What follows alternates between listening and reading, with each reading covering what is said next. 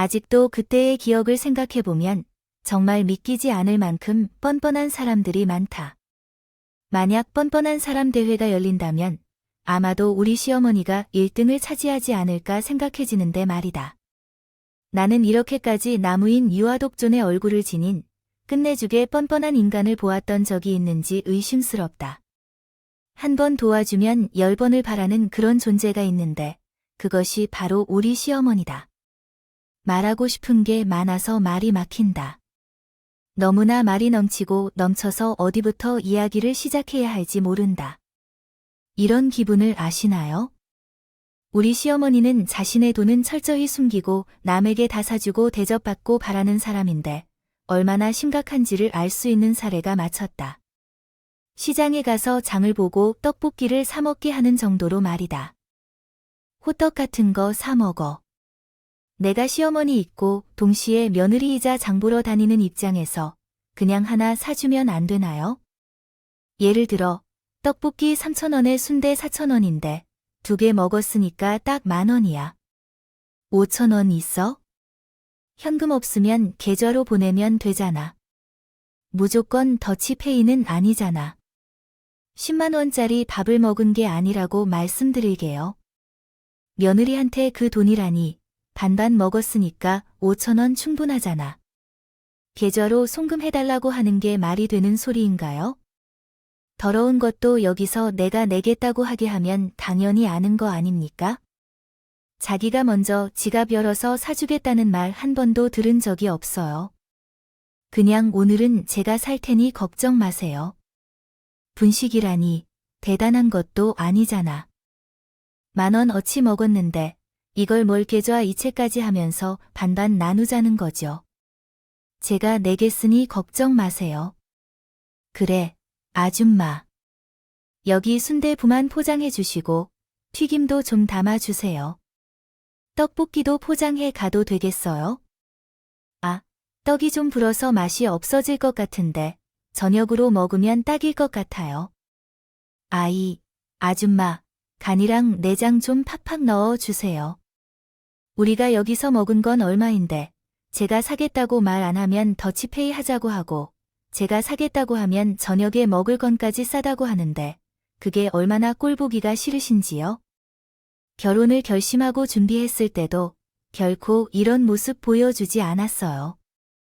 오히려 돈을 아낌없이 쏟아부었다고 해도 과언이 아니었죠. 며느리 생긴다면 제가 절대로 그러진 않을 거예요.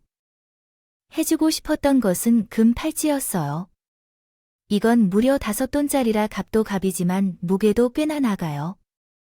그래서 장난 아니고 자고 다니긴 부담스러운데 비상금으로 잘 보관하고 있어요.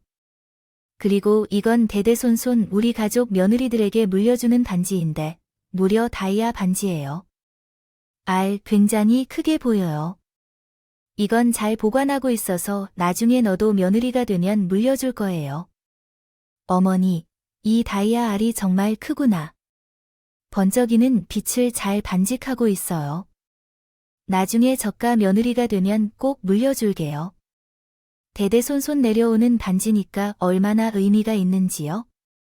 물론 그 반지가 나중에 이상하게 빛을 잃고 겉면에 작은 흠집이 나길래 이상해서 보석상에 갔더니 유리알로 된 가짜 다라는 것이 밝혀졌지만요. 그것은 꿈에서도 상상할 수 없다는데 옷장 구석에 숨기려다 보이게 된 그것을 간직하고 있던 사실이 이상하다는 것이죠. 어쨌든 말이죠. 우리 시어머니가 그것으로 얼마나 떨림을 주었는지 생각해보면 그게 가짜였다는 것에 다행이었어요. 아무튼 그런 상황을 겪으며 우리 시어머니의 이중성이 서서히 드러나기 시작했어요. 결혼한 지 3개월이 지난 후 우리 시어머니의 진짜 모습을 점점 보여주기 시작했는데 우리 시부모님의 무인원상을 지내는 집안에서 제사를 지내는 경우나 그런 명절이나 제사 때마다 참석하게 되지 않을까요?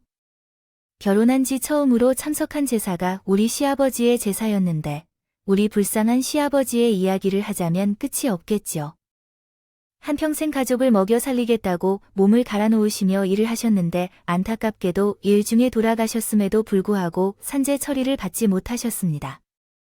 저희 시댁은 중산층에서도 살짝 미치는 그런 어려운 처지였고 다른 가정과 비슷하게 집대출금이 남아 있었으며 시아버지가 벌어오는 돈으로 가족이 생활을 유지하며 힘들게 살아왔습니다.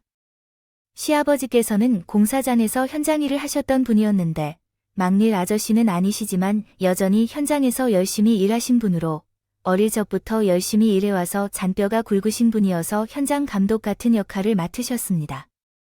한때 재건축 붐이 일어날 때는 돈을 벌기도 했다고 하지만 이것이 한번 일어났을 때의 것입니다. 이루어진 후에는 몇십 년 동안 건물을 새로 세우지 않게 됩니다. 건축물이 점차 줄어들기 때문에 현장에서 일을 하면서도 돈 버는 것을 걱정하셨습니다. 이것은 조달된 인원에 따라 작동한다고 하지만 자세한 내용은 잘 모르겠습니다. 그러나 인원을 많이 부르면 돈을 더 많이 사용하게 됩니다. 일이 줄어든 이후에는 굳이 현장에서 일을 해야 했는데 오랫동안 일하셨기 때문에 자신이 베테랑이라고 생각하신 것 같습니다. 일조로 움직여야 했던 작업을 혼자서 하느라 사고를 당했습니다. 기본적인 안전수칙을 지키지 않았을 뿐 아니라 적절한 보호장비를 착용하지 않아 산업재해 보상을 받지 못했습니다. 공사 현장에서 일을 받는 것이 어렵다고 하지만 말입니다. 아버지가 갑작스럽게 사고로 돌아가셔서 저희 집에 형편이 더욱 나빠지게 된 것은 어쩔 수 없는 일이었습니다. 집안의 생계를 책임지며 돈을 벌어오던 아버지가 더 이상 없어져 산재 처리를 받지 못했기 때문에 목돈이 들어오지 않았습니다. 집대출금은 아직 남아 있었고 온 가족이 멘탈 붕괴에 이르렀다고 합니다. 그나마 아버지가 선견지명이 있었던 것 같아서 공사장에서 다치는 일이 많으니까 혹시 모를 경우를 대비해 보험에 가입해 두었던 것입니다. 보험금으로 어느 정도 살아남았다고 합니다. 그 당시 얼마나 당황했는지 모르겠지만 내 인생에서 가장 힘든 시기 중 하나였던 것 같습니다. 그 어려운 시기를 극복하고 일어선 것은 정말 뿌듯하다고 생각합니다. 대출금을 갚기에는 아직 한참이 남았지만 보험금을 써가며 생활한 결과로 결국 어려운 상황을 이겨내고 살아남았습니다. 정말 남편을 따라 죽는 것 같은 느낌이었지만 좀처럼 쉽지 않았다고 생각합니다. 심정은 그랬었지만 그 시기를 돌이켜보니 전 남편을 만나기 전의 일이었고 결국 남편과의 연애와 결혼을 했다. 연애 당시에는 이러한 상황을 잘 알지 못했지만 그래도 결혼하면 남들처럼 평범하게 살 수 있을 거라고 생각했어요. 용돈을 조금씩 시댁에 들리면서 대출을 받아 내 집으로 바꾸는 과정을 견디며 살았거든요. 그런데 결혼 후에는 착각이 꺼였어. 시댁이 잘 살 거라는 생각은 안 했지만 매번 도와줘야 하는 상황인지는 몰랐어. 남편과 맞벌이를 하고 있었기 때문에 어떻게든 버텨내며 살아갔어요. 우리도 시어머니에게 용돈 드리며 살아왔거든요. 그런데 여기서 문제는 제가 임신을 하고 있다는 것이었어요. 직장을 그만두게 되면서부터였어요. 맞벌이 부부였는데 월급을 모아 살다가 제 월급이 사라지자 당연히 우리 집 사정도 힘들어졌어요. 남편이 외벌이로 살면서 대출금이 가파르게 늘어나고 공과금, 식비, 교통비, 통신비, 보험료 등을 내야 해서 아이고 아주 나열하자면 끝이 없었어요. 그래서 우리도 시어머니를 도와주는 게 힘든 상황이라 다름이 없는데 우리 시어머니는 엄청나게 뻔뻔한 인간이라고 했잖아요. 이야기를 다시 제사로 돌리면 우리가 제사를 지내는데 드는 비용이 있겠죠. 내가 돈이 있는지 없는지 묻는 게 아니라 제사를 건너뛰면서 분명히 우리 집안의 먹칠을 하는 것과 다름이 없다고 생각해요. 나도 이제 며느리라고 하니까 슬슬 며느리에게 임하고 옆에서 조언이나 몇 마디 해주면서 인수인계가 어떤지 그런 것을 해야겠죠. 며느리야, 제사 비용은 모두 내가 부담해야 할 텐데 내 돈은 어디에 있어서 그 비싼 제사를 다 해야 할까? 시집본 가격은 얼마나 됐다고 제사를 우리가 보고 가져가라는 말을 해? 그렇게 할 거면 소를 내부로 데려와 제사를 줄이거나 그냥 아예 없애버리든가 해. 솔직히 제사를 지내도 우리에게 얻는 게 없고 죽은 사람이 올라와 밥을 먹고 가는 것도 아닌데 다 쓸데없는 일처럼 보여. 조상들이 잘 보여야 한다는 건 알지만 조상을 무시하는 일은 우리 집에서 존재해서는 안 될 거야. 당연히 제사는 우리 집안 전통이고 무조건 해야 할 일이야. 내가 소리를 많이 내지 않으렴. 너희들이 가져가 제사를 지내도록 해. 진심으로 조상들께서 우리 집들에 준 축복을 전달받은 집들을 말이지. 명절 때 제사를 안 지내는 건 안 돼. 다들 해외에 가니 돈을 쓸 때 묻히는데 사용하겠지. 우리와 같이 아무것도 아닌 집들이나 제사를 지내면서 조상님을 타령하는 것은 왜 몰라서 제사를 없애려고 하시나요? 우리는 단순히 가질 수 없기 때문에 정식 제사를 지내고 싶으면 간단히 우리 가족끼리 기도하는 시간을 가져야 합니다. 이것이 신들께서 매우 불쾌해하실 이야기를 하고 있는데 당신은 아버지를 위한 제사를 간략하게 하자는 말을 입으로 내놓는군요. 네가 그러고도 사람이라고 생각하나? 자식이라는 것은 제사를 간략하게 하자는 이야기를 하고 있으며 빛을 내서라도 제사를 지내는 마음을 가져야지. 며느리야, 내가 소고기도 많이 사오고 과일도 사오라고 하는데 제사 음식을 준비하는 것이 얼마나 손이 많이 가고 재료값도 비싸. 그런데 우리 부부에게 그 모든 것을 다 준비하도록 하는 것은 매우 어색했습니다. 자신은 집에서 유지되고 있지만 이렇게 요구하는 것은 좀 지나친 것 같습니다. 빌려줄 테니까 저희는 보고 준비를 다 해서 가져오려고 하는데 이게 말이 되는 소리인지 모르겠어요. 아무튼 제사 이야기를 하면 미도 끝도 없는데 결국에는 시어머니가 며칠 동안 전화를 해서 바빠고기고 저랑 남편도 제사 준비하고 있다는 신용을 또 해야 할 거 아니겠어요. 시어머니가 시키는 것들을 하나하나 다 사왔는데 아니 소고기를 준비하라는 목록을 보니까 등심, 안심, 갈비살에 엄청 사오라고 시키셨고 그 많은 산적에도 햄만 꽂혀 있고 그 고기들은 다 어디로 갔어요?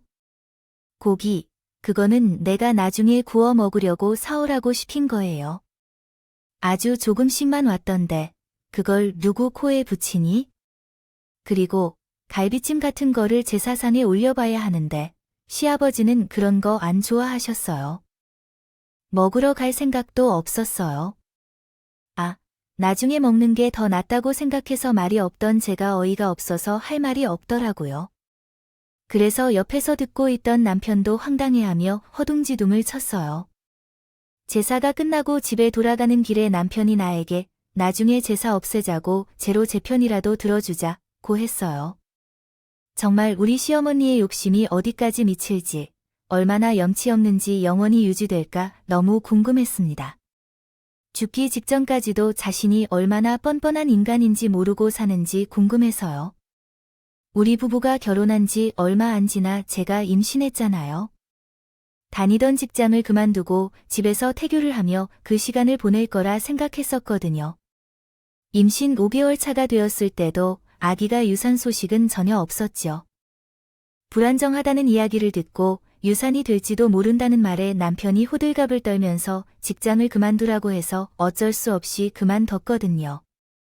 집에서 안정을 취해야 한다고 하니까 저는 좀 편안하게 임신 기간에 태교에 집중하면서 지낼 수 있을 거라 생각했어요. 하지만 그것은 제 착각이었죠. 실은 시어머니께서 제가 유산 위험이 있는 사람이라는 사실을 다 알고 있으면서도 허구한 듯이 저를 시댁으로 불러내고 계세요. 시장에 가야 하는데 혼자 가기 싫으니까 같이 가자고 하는데 임신했으니까 적당히 걸어다니면서 운동하는 건 나쁘지 않다고 하더라고요. 사실 시장 몇 바퀴 도는 것도 운동이니 산책이죠. 경보같이 가자고 해서 함께 갔던데 글쎄요, 저를 이용하려고 데리고 갔던 거였더라고요. 아니 갑자기 이럴 줄. 가게에 가면 일부러 제 배를 보여주실 필요는 없겠어요. 우리 며느리가 임신을 했는데 사과가 먹고 싶다고 하네. 5,000원 아치만 담아주세요. 아이고, 아줌마, 임산부가 먹고 싶다던데 양이 이게 뭐야? 하나만 더 주세요. 탐스러운 걸로. 그건 모양이 좀 상해 보였는데 우리 며느리가 자식을 낳았는데 있으면 아줌마 탓이 아주 남을 반찬 사러 가면 콩나물 무침이랑 무생채를 샀으니까 우리 임신한 며느리에게 먹이게. 콩잎 반찬을 공짜로 주실 수 있나요? 아우, 시장에 갈 때마다 저를 앞세워서 우리 임신한 며느리가 이거 먹고 싶대, 저거 먹고 싶대 하면서 본인의 사리사욕을 다 챙기는 겁니다. 제가 진짜 배를 너무 내밀어서 허리가 다 아프더라고요. 아니, 그럴 거면 본인이 임신한 척 가짜 임산부. 모형 배하고 다니면서 임신했다고 물건값 좀 깎아주세요 하지 말고 왜 나를 이용해 먹으려고 하는지 정말 짜증났어요. 쪽 붙여도 되지만 한숨이 절로 나오는 상황이었어요. 정작 저는 콩잎이 빡빡해서 억세서 먹지도 않는 반찬인데 핑계대는 것 같아 뭐 하나 공짜로 얻어가려고 하는 모습이 너무 싫었어요. 처음에 장상인들이 임신한 것을 애국하는 거라며 챙겨줬을 때 일주일에 한 번씩 가면 그러니까 사람들이 더 주겠어요. 당연히 안 주죠. 아니, 지난번에도 그렇게 공짜로 반찬을 챙겨가다가 이제는 못 줘요. 돈 주고 사 먹으세요. 우리는 땅을 파서 장사하는데 임신하는 게 대출돼도 우리도 돈을 받고 파는 물건들인데 매번 그렇게 공짜로 달라고 염치 없이 요구하면 어쩌려나요? 아니, 지난번에는 치킨을 놓고 왜 이렇게 야박하게 끌고 갔어요? 우리의 뱃속에. 손주가 얼마나 대단한 사람이 될지 알고 이렇게 무시를 하는 건가요? 임신한 며느리를 먹이는 것인데 왜 그렇게 야박하게 해야만 하는 건지요? 이게 다 이웃한테 잘하는 거지요. 장사하려면 이런 거 눈치를 빨리 챙겨야지요. 본인이 염치 없음을 모르고 공짜로 달라고 시작하다가는 아주 그냥 난리가 납니다. 그러던 중에 시장 상인도 싸움이 벌어지게 되었어요. 아니, 손님, 우리는 땅을 파서 장사하는 거 아니에요. 보니까 우리 가게뿐만이 아니라 저쪽 가게에서도 그렇게 하고 있네요. 공정하게 이득을 얻어가고 돈을 주고 가세요. 왜 이런 행동을 하는 건지요? 손님, 정말 우리 가게로 다시 2번 오지 마세요. 아이를 안 파실 거예요. 당신 아니어도 사는 분이 사겠다고 했는데 왜 이러는 건지요? 거짓 새끼라고 하지 않는다면 우리 아들이 얼마나 대단한지 알아줄래요? 그는 놈이지만 우리 며느리는 얼마나 똑똑한 사람인데 거짓 새끼라는 천박한 말을 쓰고 그래. 뱃속에 있는 우리 손주가 듣겠네. 그리고 내가 사 먹겠다는데 당신이 뭔데 사람 알아야 하나. 아이고, 시장 사람들 정이 있다는 소리 다 개소리. 거짓말이야. 임신한 사람을 서운하게 하면 안 되는 건 몰라서 그래요. 거짓 새끼라 우리 손주 어디 하자라 있으면 내 탓이다. 결국에는 제가 더 못해서 쪽팔리고 주변 시선이 모여 하니가 제 지갑에서 돈을 꺼내 줬더니 말고야 그제야 시어머니가 입을 다물고 장을 보더라고요. 혹시 공짜로 달라고 했던 그 모든 일이 제 지갑을 열게 하는 계획이었다 싶고 그 다음부터는 뭐 먹고 싶은 게 있으면 저한테 사내 놓으라고 하네요. 어머님 드실 반찬 사는 거고 어머님 필요한 상품 사는 건데 왜 이런 말을 다 저에게 하십니까? 저희도 돈이 부족해 출산 준비를 하고 있는 중입니다. 전부 공짜로 받을 수 있었던 것을 당신이 돈을 주었기 때문에 그렇게 되었어요. 다음부터는 안 주실 거니 자신의 잘못이니까 해당하는 것은 당신이 사는 것이 맞겠지요. 저는 정말로 속상합니다. 공짜로 받을 수 있는 것을 헛돈을 쓰도록 만들고 있어요. 그런데 그 다음부터는 반찬값이라는 명목으로 3만 원씩 받아야 했어요. 누가 보면 깡패인 줄 알겠죠. 그래도 저는 참아왔습니다. 많은 사람들 앞에서 웃음거리가 되는 것보다 반찬값 3만 원을 장모님께 건네는 것이 훨씬 더 나은 일이라고 생각했기 때문이죠. 그런데 더 대단한 일은 무엇인가요? 제가 출산을 하고 나서 애를 키우고 있는데 한 4개월이 지나자 제 남동생이 결혼을 하게 되었습니다. 아이가 생후 4개월 정도로 어린 상태여서 사람들이 많이 모이는 결혼식장에 데리고 갔다가 감기에 걸리게 되면 큰일이니까 시어머니께 아이를 맡기고 남동생의 결혼식에 참석하려고 했어요. 어머님, 내 동생이 이번에 결혼하는 건 아시겠지요? 결혼식 당일에 아이를 몇 시간 동안만 돌봐주실 수는 없을까요? 사람들이 많이 모이는 자리여서 걱정이 돼요. 오시는 분들께서 귀엽다고 한 번쯤 만지고 싶어 할 수도 있겠지만 아이가 아직 매우 어리니까요. 네, 사촌의 결혼식이긴 하지만 당연히 나도 참석해야 할 필요가 있는 건 아니지 않나 싶고 사촌보다도 가족이 훨씬 가까운 관계니까 가야겠죠. 왜 엄마가 그 자리에 와야 할지 이해가 안 가요? 그냥 무시하고 가기엔 좀 그렇고 말이에요. 엄마가 오시면 우리 와이프도 불편해할 것 같아요. 오지 말고 봉투만 주시면 우리가 엄마 이름으로 기금을 낼게요. 만약 기금을 낼 거라면 더욱 좋을 것 같아요. 결혼식 뷔페가 얼마나 좋아하는지 알지? 먹을 것도 다양하고 돈 아깝지 않게 맛있게 먹어야 해요. 솔직히 저랑 남편은 당당하게 결혼식에 간다고 말했는데 시어머니가 걱정돼요. 근데 굳이 가야겠다고 말하면 뭐 어쩔 수 없죠. 하지만 그것은 우리에게 너무나도 뼈아픈 실수였어요. 결혼식 당일에 너무 충격적인 일이 벌어졌거든요. 우리는 남동생 결혼식에서 많은 일을 도와줘야 했기 때문에 식순서보다 몇 시간 일찍 도착해야 했어요. 근데 시어머니는 정말 곱게 한복을 입고 오신 거 아니겠죠? 멀리서 우리 부부를 보고 손을 흔들면서 다가오는데 제 남편과 저 둘 다 입을 벌리고 말았어요. 그게 왜 문제냐고요? 진짜 누가 봐도 혼주 한복 같은 거를 입고 왔으니까 문제였던 거예요. 제가 남편과 결혼식을 할 때 입은 한복 같은 거 입고 신고 싶다고 했는데 누가 보면 양과 어머님처럼 4명이 아니라 5명으로 보일 것 같아요. 너무 황당해서 저와 남편은 정말 아무 소리도 못했죠. 사람들이 수근거리는 소리까지 들리더라고요. 결혼식에 시어머니가 둘이 계실 것이라고 했는데 제가 진짜 남동생처럼 보여 부끄러워서 어쩔 줄 모르겠더라고요.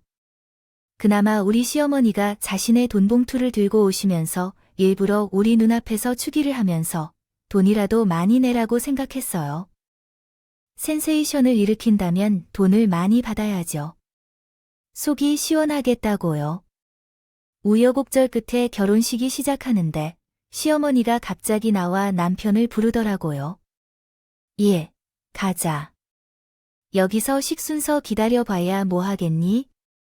원래 제일 먼저 뷔페 음식은 싱싱할 때 먹어야 해요. 지금 당장 밥을 먹으러 가야 해요. 재료가 다 떨어지고 음식도 따뜻해서 맛있는 시간이죠. 내가 결혼식에 1-2번 다녀본 것 같네요. 얼른 일어나세요. 어머니 아니라고요. 제 동생의 결혼식이 있어요. 저희는 지금 혼주석 바로 뒤에 앉아 있는데 밥을 먹으러 어디로 갈 거예요? 우리 식이 끝나고 사진도 찍어야 해요. 지금은 움직이면 너무 눈에 띄지 않겠어요. 차라리 식이 시작하기 전에 미리 말씀해 주시지. 우리는 식이 끝나고 가족들과 함께 움직일 거예요. 그리고 결혼식 사진이 중요한데 밥 먹다가 이게 얼마나 잘 나왔다면서.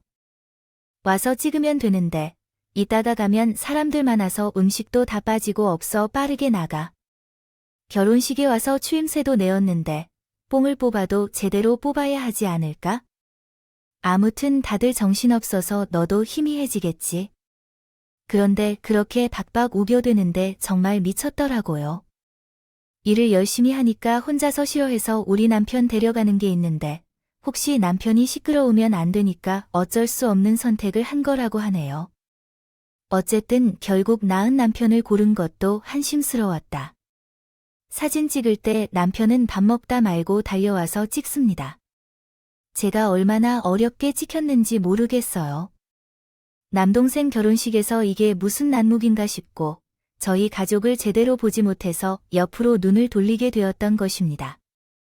부모님도 결혼식 당일의 멍한 모습을 봐서 그런 데서 말했고 그런 데다가 또 다른 사람도 아니라 제 시어머니라서 어떻게 할까요? 제가 시집살이하게 될까도 모르고 혹시나 이런 상황에 놓이면 제가 한 소리에 귀를 기울일까봐 그저 불쾌해도 참았습니다. 그 마음을 엿볼 수 있고 잘 알겠으니까 더 할 말이 없고 부끄럽고 죄송합니다. 못난 딸처럼 느껴지고 정말 어떻게 이런 시어머니를 만나서 이런 수모를 당해야 하는지 눈물이 말라서 죽을 지경이었어요. 제 마음을 이해하는지 모르는지 우리 시어머니는 밥을 잘 먹었니 물으러 오시는데 결혼식에서 결혼을 축하하는 아름다운 말을 전하라는 게 아니라 밥은 잘 먹었니? 라는 소리를 하면 되는 건가요? 참, 우리 남편도 어찌해야 할지 모르겠다고 하지만 아무튼 제 동생. 결혼식이 끝나고 동생도 결혼을 해서 살게 될 것 같아요. 우리 친정집은 꽤 넓은 집이었는데 제가 나가고 동생도 나가면서 집이 텅텅 비어서 친정 부모님께서 외로움을 느끼시는 것 같더라고요. 그런데 진정한 문제는 그 후에 발생했어요. 제가 아이를 키우면서 시어머니의 도움을 받으려 했었거든요. 우리 시어머니가 어떻게 도움이 될지 의문스러울 수 있겠지만 원래 급할 때마다 한 번씩 생각나는 사람이 우리 시어머니였어요. 저도 친구들도 있고 사회생활도 했던 사람이라서 피할 수 없는 약속이 잡힐 때가 있을 거 아닌가요? 어머님, 혹시 이번 주 주말에 시간이 괜찮으세요? 전 직장 동료들과 모임하는데 같이 만나자고 연락이 왔어요. 저도 아이가 커서 나중에 제 취업 준비도 해야 하는데요. 아무래도 직장 동료들이 현역에 있어서 정보를 많이 얻을 수 있어서 다녀오려고요. 아이들 좀 봐주시겠어요? 예, 너는 내가 아무 일도 없는 한량 백수인 줄 아니. 나도 다 갖고 있는데 말야. 나도 바빠서 시간이 안 되니까 주말 저녁이라니요. 그때가 제일 바쁜 시간인데 몰라서 그래. 내가 몰라서 그렇지. 나도 약속이 많고 일이 많은 사람이라 만약 시간을 내서 애들을 몇 시간만 돌봐주세요 해서 말했는데 우리 시어머니가 매번 그렇게 바쁘다면서 거절을 하는 거예요. 주말 저녁이었고 시어머니가 무슨 일을 하는 것도 아닌데 들어보지도 않고 거절을 하는 것이 영 수상하게 느껴졌어요. 뭐 때문에 그렇게 바쁜 건가? 혹시 어디에서 뭐 나쁜 일을 빠뜨린 건 아닌가 싶어서. 하루는 시어머니가 바쁘다고 거절을 했는데 그래서 냅다 시댁에 찾아갔어요. 물론 제가 의심이 많은 성격이어서 그러한 행동을 했지만 시어머니는 칠성판이라는 생각이 들었거든요. 시어머니는 집 앞에서 배를 띵뚱띵뚱 쳐서 누르는데 나오시자마자 당황하셔서 내가 여기서 무슨 일이냐? 여기에 왜 왔어? 내가 요즘 바빠서 말했는데 왜 집까지 찾아와서 뭐 연락이야? 라고 하시더라고요. 그래서 아유, 내가 정말 얼른 집에 가야 해 라고 말했는데 매우 수상하게 문을 밑까지 열지도 않으시고 정면만 딱 보이게 열어놓고 들어오라는 말도 않으시고 소리내어 손짓을 하네요. 그래도 며느리가 집 앞까지 찾아왔다면 들어와서 물이라도 한 잔 드시고 가라는 말을 해야지요. 현관 입구에서 돌아가라는데 마음에 걸린 일이 있어서 조심스럽게 살펴보다 보니 남자 신발 하나가 있다는 걸 발견했습니다. 저는 이게 무슨 소리인지 이해가 안 되어 집에서 어머니가 지금 뭘 하고 계시는지 확인하고 싶었습니다. 혹시 만약 무슨 일이 있는지 의심스러워서요. 그래서 직접 확인해야겠다고 마음먹었습니다. 어머니가 바빠 보였던데 무슨 일이 있으셨나요? 사실 제가 이상한 일이 벌어지는 걸 의심해 일을 확인하려고 했어요. 그래서 문을 활짝 열고 들어갔더니 어머니가 나를 놀라게 해서 소리쳤고 어머니가 나와 문제를 해결하려는 모습을 보고 혼란스러웠습니다.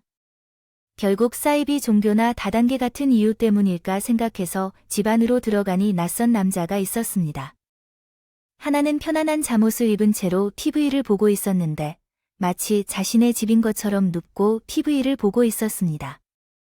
그런데 갑자기 누군가가 들어와서 황당했습니다. 그 사람은 누구신지. 이렇게 편안한 모습으로 우리 어머니의 집에서 TV를 보고 있었죠. 어머니가 저 사람 누구예요? 어머니 정말 이상한 종교에 빠진 거 아니에요? 어떤 종교야? 라고 하며 비난을 했습니다. 하지만 내가 그렇게 멍청한 짓을 한 건 아닌 거라고 말했습니다. 어머니가 나 개인적으로 만난 남자 친구란 말이야. 뭐라고요? 어머니, 남자 친구라고요. 아니, 한량 백수로 보이는 인간이라고요. 어머니는 너는 말을 해도 꼭 그렇게 기분 나쁘게 말을 해야 하는 건 아니에요. 라고 덧붙였죠. 해야겠죠. 나도 누군가 만나서 그럴 수 있는 거겠죠. 시아버지가 돌아가신 게 언제인데? 아이, 누가 뭐 하냐고 그럴 수 있지? 어머니가 남자친구 만드는 거야 당연한 일이라고 이해하고 넘어가야겠죠. 하지만 정말 사랑의 곳이라는 건 맞나요? 아무리 그래도 아무나 만나면 안 되는 거 아닌가요? 아무리 외로워도, 그렇죠. 아무나라니까요. 저 사람이 얼마나 소중한 사람인데 그렇게 말을 마구 하면 어떡하냐고 생각하고 무시하는 게 맞는 건가요? 무려 나랑 재혼할 사람이니까 저 사람에게서 진정한 사랑이 뭔지 배웠다는 말이에요. 너희가 뭐라고 하든 말든 재혼하려면 나중에 모임을 마련하려고 했는데 아이, 너 때문에 다 망했어. 난리부르스를 치네요.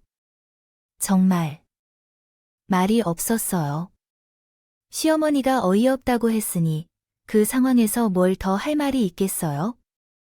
물론 나이가 많아도 사랑을 할 수 있는 법이지만 잘 알아보지도 않고 갑자기 재혼이라고 말을 하면 황당할 거예요.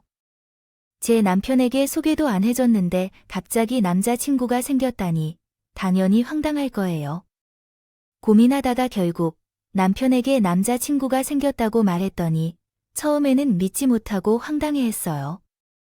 남자친구가 있는 사실을 시어머니에게 알렸고 와이프가 한 말을 들었더니 한량백수 같다 더라고요. 어떤 일을 하는 사람인지 결혼할 만큼인지 저도 알지 않겠어요. 말할게요. 아니, 그냥 그 사람은 믿을 만한 사람 같아요. 엄마가 홀로 사니 무슨 이유로든 간섭하려 들기도 하는 제비 같아요. 자기 생각도 하지 않고 갑자기 재혼이라니 이게 무슨 터무니없는 일인지요. 너희들은 단둘이 이야기라도 해봤어? 어떻게 내가 사랑하는 사람을 이렇게 비방할 수 있어? 한량이나 백수라는 욕을 쏟아내고 내가 이런 모욕을 받으려고 여태까지 너희를 돌봐왔나 봐. 전혀 그런 사람이 아니라고 걱정도 하지 않아도 돼요. 내가 사람 판단하는 안목이 떨어질까 봐요.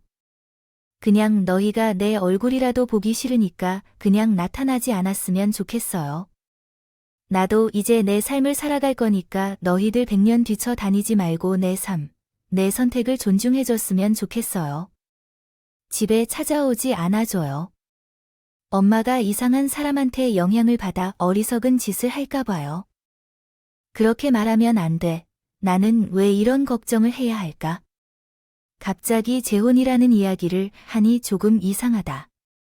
그 사람과 만난 적도 없는데 재혼이 이렇게 쉬운 일일까? 나는 어린아이가 아닌데 너보다 더 오랫동안 살았고 사람을 보는 눈도 믿을 만하다. 앞으로 제사고 뭐고 함부로 하지 않아도 돼. 나는 이제 내 사람과 행복하게 살 거니까. 만약 반대하면 인연을 끊고 모르는 사이로 지내자. 이런 말을 할 이유가 내가 왜 있겠어? 세상엔 옛말에 무소식이 희소식이란 말이 있듯 너희들은 내 인생에 신경 쓰지 않아도 돼, 돈을 보내지 않아도 되니까, 그 사람과 행복하게 살 테니까. 그런 식으로 걱정하지 마라. 아우, 부담스럽게 생각하지 말고 남편과의 문제를 얘기해. 결국 시어머니에게 퇴계했고 이게 맞는 일인가 싶었는데 그 후로 1년이 지났어.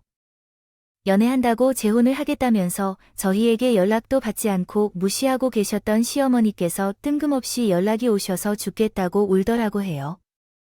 어머님, 갑자기 무슨 일이세요? 지금 우시고 계세요. 무슨 사정 때문에 이렇게 슬퍼하시고 계세요? 제가 지금 찾아가겠습니다. 어머님, 죽겠다는 말은 그만하시고 가만히 계세요. 시어머니가 울면서 계속해서 죽겠다는 말을 반복하며 저는 급히 택시를 타고 15분 거리에 있는 시어머니 댁으로 향했습니다. 현관문을 여러 번 두드리고 종을 누르자 현관문이 열리더니 글쎄요, 제가 모르는 사람이 나왔습니다. 누구세요? 우리 시어머니는 어디 계시고요? 라고 물으니 그분은 이사 온 이후의 주소를 물으셨어요. 3개월 정도 지났는데 이전 집주인을 찾으시려는 건가요? 저는 등줄기에 소름이 돋았었어요. 그래서 바로 시어머니한테 전화해서 집에 왔더니 모르는 사람이 살고 있다고 했어요. 어디 있는 거냐고 하니까 주소 하나를 알려주시더라고요. 남편은 퇴근 시간이 다 되어서 같이 찾아갔죠. 그러니까 정말 반자 한 세 방에 시어머니가 살고 있는 게 아니겠죠? 아니요. 어머님 여기서 뭐 하시는 거예요? 어머님 살고 계셨던 그 아파트는 어떻게 된 건가요? 다른 사람이 거기 살고 있었던데 집에 무슨 문제라도 생긴 건가요? 내가 정말 당황해서 어떻게 말해야 할지 몰랐어요. 아이고, 나 이제 어떻게 해야 하지? 그 남자친구라는 놈이 진짜 나를 속인 줄 누가 알았겠어요. 완전히 속았다고 생각해요. 나는 완전히 속았어. 저 사기꾼 놈이 내게 현금을 다 뺏어버린 게 아닌데 나를 속이려고 정말 극단적인 방법까지 사용했어. 내 집을 담보로 잡고 돈을 대여 요청했어. 내가 미쳤나 봐. 우리 남편이 남겨준 유일한 집인데 그 사람에게 속아서 그 집으로 대출을 받아줬어. 사업 자금이 필요하다며 아이가 협력할 것을 약속하며 돈을 쥐어주면서 함께 사자고 말했는데 갑자기 그 돈으로 다른 여자를 만나고 있다는 걸 발견했어.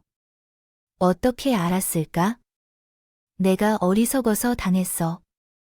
나는 당했어.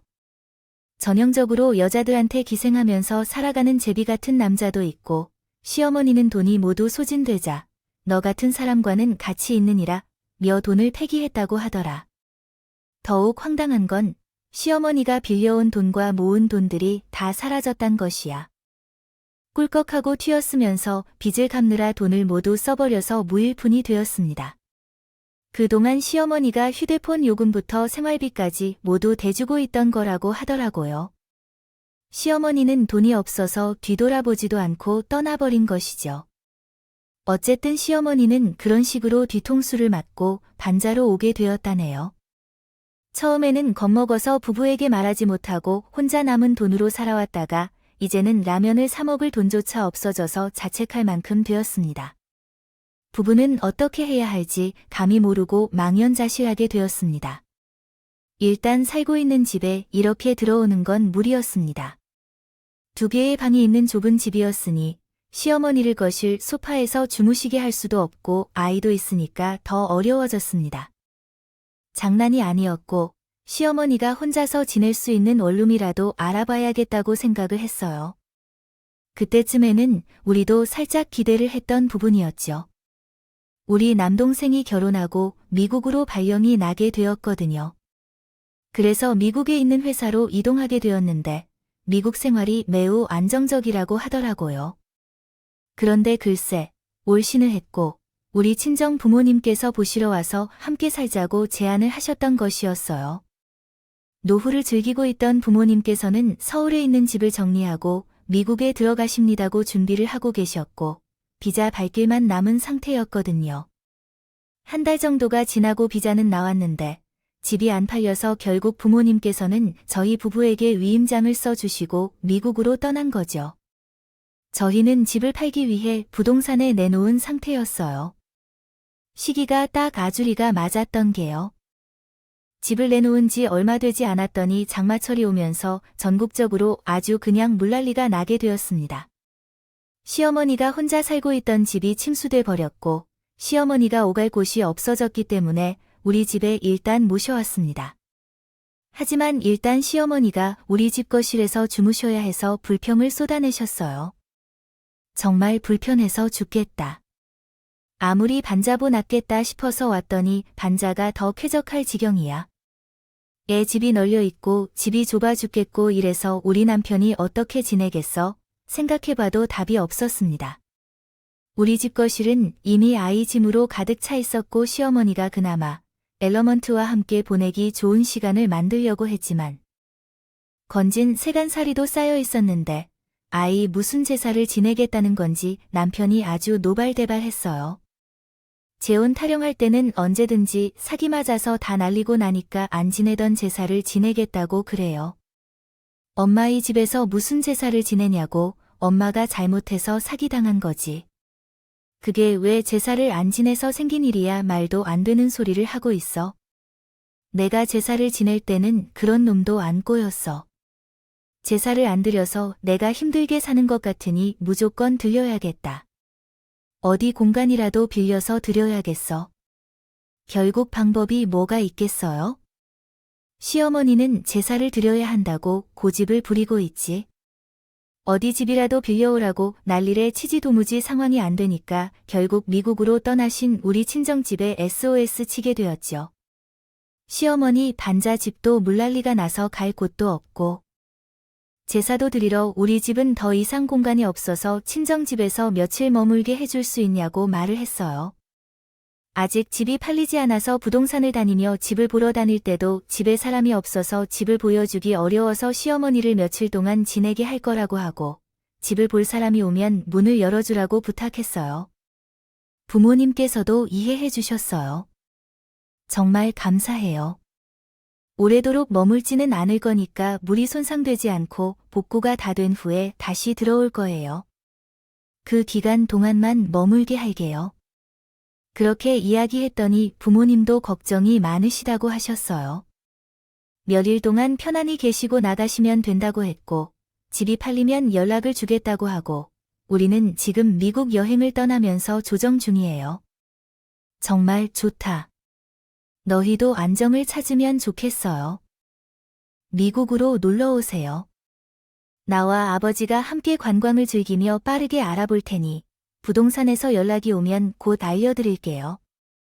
시어머니께 집 보여드리러 가실 테니까 걱정 마시고 여행만 즐기세요. 감사합니다. 아, 엄마, 시어머니께 집 비밀번호 알려드려도 되겠죠? 짐 정리는 다 끝났으니까 가져갈 것도 없어요. 편안하게 쉬세요. 바깥 산책도 가고 싶으시면 집 암호를 알고 계셔야죠. 친정 부모님과 이야기가 끝나면 시어머니께 전달해 드릴게요. 어머님, 우리 친정집이 현재 비어 있어서 곧 팔 계획이에요. 그 친정집에서 물난리가 복구될 때까지 며칠만 머물러 주세요. 그곳에서 제사도 지내면 좋을 것 같아요. 친정에서 양해를 구해주셨던 부분이니까요. 너무 어지럽혀 하지 마세요. 제가 애니처럼 그렇게 염치를 잃은 적 없어요. 깨끗하게 몇 일만 지키다 보면 집주인이 문을 열어주겠다고 했잖아요. 걱정하지 마세요. 어디 나갈 일도 없으니까. 이렇게 한 2주가 지났는데 가끔씩 시어머니에게 전화도 드렸어요. 하지만 부동산에서 집을 한 번도 보러 온 적이 없다고 했어요.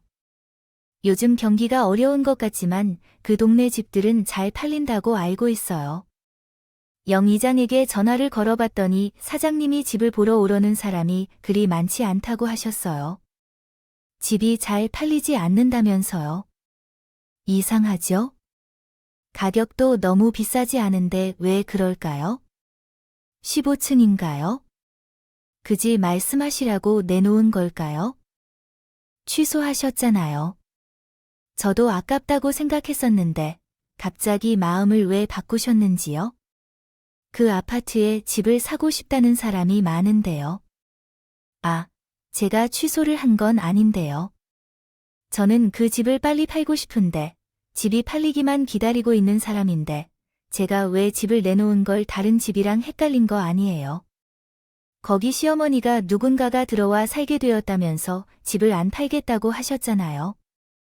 그래서 집을 구경하고 싶다는 사람이 와도 돌려보냈는데 제가 찾아가니까 그 집에 살고 계신 어머니께서 집을 안 팔기로 하셨어요. 아, 이건 뭔가 잘못된 건가요? 저랑 남편은 깜짝 놀랐죠. 뭔가 이상하다 싶어서 저희 친정집에 남편이랑 같이 찾아갔더니 분명 우리 부모님이 이사하시면서요. 빈집으로 만들어 놓고 떠났는데 세간살이가 들어와 있는 것일 리가 없겠죠. 시어머니께 며칠 지내시라고 외출도 하시고 할 테니 비밀번호를 알려드렸었죠. 반지에서 살다가 혼자 그 커다란 아파트에서 지내기 시작하니까 편안하고 좋았던 거잖아요. 그러니까 본인이 하나 둘 반자에 있던 세간살이를 옮겨서 마치 우리 친정집을 본인 집처럼 사용하고 있었던 거예요. 더불어 부동산에는 집안 파겠다고 혼자 몰래 가서 취소까지 해놓고요. 어머님이 짐들 다 뭔데요? 이거 아니야. 분명히 빈집으로 만들어 놨는데 제가 이불 사용할 거랑 간단한 생필품은 챙겨드렸잖아요. 아이들이 대체. 내가 침수된 우리 집에서 건져올 거를 건져왔다.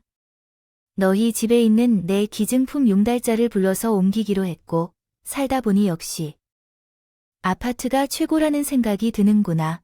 아니죠. 어머니, 우리 부모님은 집에서 뭐 하세요? 어머님 사정을 생각해서 잠시 빌려드린 집인 거잖아요. 얘는 그럼 내가 판자에 가서 살기로 했다. 집을 바꾸자. 어차피 미국에 가서 안 오신다며 이 집이 안 팔리면 장땡이니 너무 기가 막히고 어이가 없으니까 웃음이 나더라고요. 시어머니의 뻔뻔한 그 말에 우리 남편은 사색이 되고 저는 이미 거기서 지금 뭐라고 하신 거냐 하고 정색을 하니까 시어머니가 당당하게 그러더라고요. 너는 시어머니가 그러면 그 침수된 적 있는 반자에 살길 바라냐? 신부 못된 기집애 그럴 거면 우리 아들이랑 이혼하고 혼자 살아. 우리 아들이랑 결혼했으면 이 정도는 각오해야지 하고 이혼을 하라고요. 아니 아줌마, 그럼 저기 인간 반품하고. 혼자 살게 해줘서 잘 됐네. 나 혼자 살고 싶었는데 아이야, 너 지금 다 말했어. 이게 정말 시어머니를 우습게 생각하고 내가 너를 시집 보내지 않은 것만 해도 감사해야지. 너희 친가서 물어봐라. 당장 여기로 이사하라 하지. 시어머니가 뻔뻔하게 말을 하는 순간 남편이 뛰어와서 시어머니를 확 밀치고 남편의 눈이 이글거리는 게 보이는데 저까지 무서웠어. 지금 뭐라 그랬어? 이혼하래. 엄마가 미쳤어.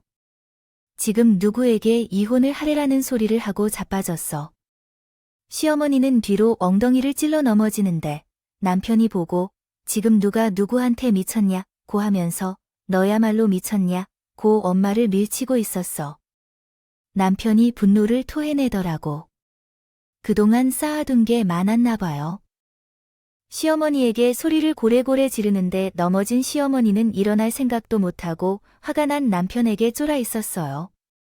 어릴 때도 맨날 돈 없다고 내가 해달라는 거 한 번 안 해주고 아버지 다칠 때도 돈 벌어오라고 잔소리만 하던 악덕한 인간이 엄마가 아니었어야 했어. 이 집은 장인 어른과 장모님의 집인데 왜 엄마가 살아? 진짜 미친 건 아니야. 내가 뭘 해준 게 없어. 여태까지 키워주고 먹여주고 한 건 누군데? 내가 나 아니었으면 이렇게 번듯하게 잘 살았을 것 같아. 부모를 이렇게 공경할 줄 몰랐나? 내가 서럽기에 살겠나? 며느리, 너도 그렇다. 시이가 이렇게 불행하고 힘들게 살고 있다면 먼저 집해드리겠어야지. 냉큼 이혼하겠다는 말이 나와 내가 이렇게 보자고 우리 귀한 아들 결혼시킨 줄 알았어.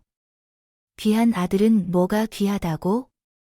맨날 회초리만 만들었으면서 엄마랑 같이 살기 싫어서 합치자고 하자 말자 하니 사람은 나야. 엄마는 다시 반지하로 돌아가서 살아야 한다며 장인어른이 집을 팔기로 했다던데. 이 집을 팔아서 우리에게 조금 떼어주겠다고 해서 큰 집으로 이사가라고 했다고. 근데 엄마가 뭐 하는 거야? 집에서 내 맘대로 난리를 치고 그리고 그 제비한테 속아 돈다 이른 나인데 이래서 우리한테 염치도 없이 붙으려고 해. 당장 나가라고.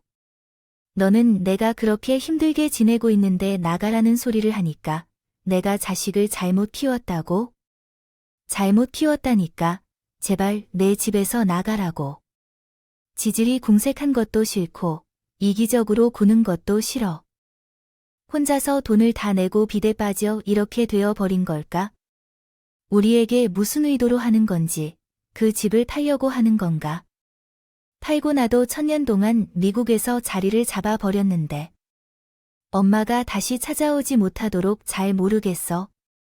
나는 얼마나 길들여 살았는지 돈 한 푼도 받지 않고 시키는 일이 몇 개나 있는가. 그동안 내가 마누라에게 얼마나 미안했는지 돌아가신 아버지에게도 참아야 했어. 제사는 엄마가 원할 때만 지내는 것, 더 이상 참을 수 없어. 남편이 악을 써서 나가버리는 것보다 더 나쁠 거야. 이렇게 말을 하니 시어머니도 당황해 하게 될 거야. 단 한 번도 시어머니에게 소리치지 않고 참아왔던 남편이지만 이런 행동은 참을 수 없을 거야. 팔짱을 빼고 남편의 말이 끝나기를 지켜보고 있던 중에 시어머니에게 경고를 날렸습니다. 아줌마, 우리 남편이 인연을 끊으려 한다 하니 저도 더 이상 대우할 필요가 없겠어요. 아줌마, 아들을 이혼하고 싶지 않다면 곧장 나가세요. 우리 친정집을 자기 집처럼 여기며 이렇게 염치 없이 말하다니 상식적으로 말이 되지 않아요. 그 말이 끝나기를 두려워하여 남편을 이끌고 친정집을 나와서 바로 다른 부동산에 집을 내놓았습니다. 이전 부동산을 시어머니의 말에 따라 집 내놓기로 한 게 아니었느냐고 물었더니 신뢰관계가 깨져 다른 부동산을 찾아갔습니다. 시어머니의 짐을 용달차를 불러서 옮겼고 침수로 벽지까지 다 더러워진 반자로서를 쫓아냈습니다. 시어머니는 자기가 어디로 갈지 알려달라며 사정을 계속하였습니다. 너무 킁킁 곰팡이도 상당해서 폐병에 걸릴 것 같다는 말이에요. 아, 내가 잘못했다. 이제는 염치 없이 뻔뻔하게 구지 않을게. 그러니까 너희 집거실 소파를 지나게 해주면 안 되겠니? 남편이나 나도 그런 시어머니의 외로운 외침을 무시했죠. 남처럼 설기로 했으면 면 갑자기 이와서 빌어봐야 무슨 소용이 있겠어요? 솔직히 우리 친정 아버지께서 집을 팔게 되면 저에게 반반을 주고 반은 동생에게 준다고 하셨답니다. 이 집 시세가 얼마나 될지는 알겠는데 반반이면 몇 억이 남을 테니까 그것으로 시어머니에게 원룸이라도 번듯한 거 하나 얻어주려고 했었어요. 그 기회를 욕심부리다가 발로 찼죠. 자기 복이 뭔지 모르는 사람이라 그요 말이에요. 사람은 분수에 맞게 살아야 한다는 것을 확실하게 깨달았어요. 진짜 어이가 없어서 할 말이 없네요. 그 뒤로 다행히 집을 내일 다시 정해진 시간에 찾아올 생각입니다. 집을 파시고 시어머니에게 아무런 도움도 해주지 않고 연락처도 모두 차단했습니다. 작년 여름 휴가 때 남편과 저, 그리고 우리 아이는 미국으로 가서 금전을 전달하고 미국에서 구경했다가 한국으로 돌아왔어요. 미국 생활은 꽤 좋았습니다. 남편도 흥분했는데 미국 생활을 하고 나니 다시 한국에 와서 검색해보고 싶다는 생각이 드는데 고민이 됐어요. 이후 시어머니는 가끔 연락을 해와서 돈을 빌려달라는데 남편은 일주일간 도와주라는 거를 거절하고는 차단했습니다. 극복할 수 없는 상황이 아니라고요. 차단한 것을 귀신처럼 알게 된 것인지 휴대폰 번호도 바꿔가며 연락을 했었습니다. 뭘 하고 있는지 묻자 건물 청소 일을 한다고 했는데 시어머니도 자신의 돈을 소중하게 여겨야 한다는 마음으로 이런 행동을 하는 것인 것 같아요. 부인 떠나볼까 합니다. 우리 사이에는 연년생인 아들 신우가 한 명 있는데 그 신우는 내가 얼굴도 모를 정도로 오랜 시간 동안 잠적했었습니다. 어떻게 그럴 수 있을까요? 시어머니가 지루해서 앞길을 막는다고 생각해서 슬기롭게 끊었습니다. 이로 인해 우리 가정은 정말 혼란스러워졌죠. 그래도 시어머니가 자신의 수준에 맞게 살면 좋을 것 같습니다. 아무튼 이 기회를 통해 시어머니도 스스로를 되돌아보고 반성했으면 좋겠습니다. 아이 입장에서는 좀 비난받을 수도 있겠지만 이런 경험을 다 겪으면 지쳐서 연락하기도 싫어질 수 있죠. 혹은 시어머니가 개과천선에 다시 나타날지도 모르지만 지금은 함께 시간을 보내는 마음이 전혀 없습니다. 나는 나 혼자 지내는 것이 나를 위한 해결책인 것 같습니다. 남편과 아이를 잘 챙기면서 지내려고 합니다. 여러분들도 부디 안녕히 계세요.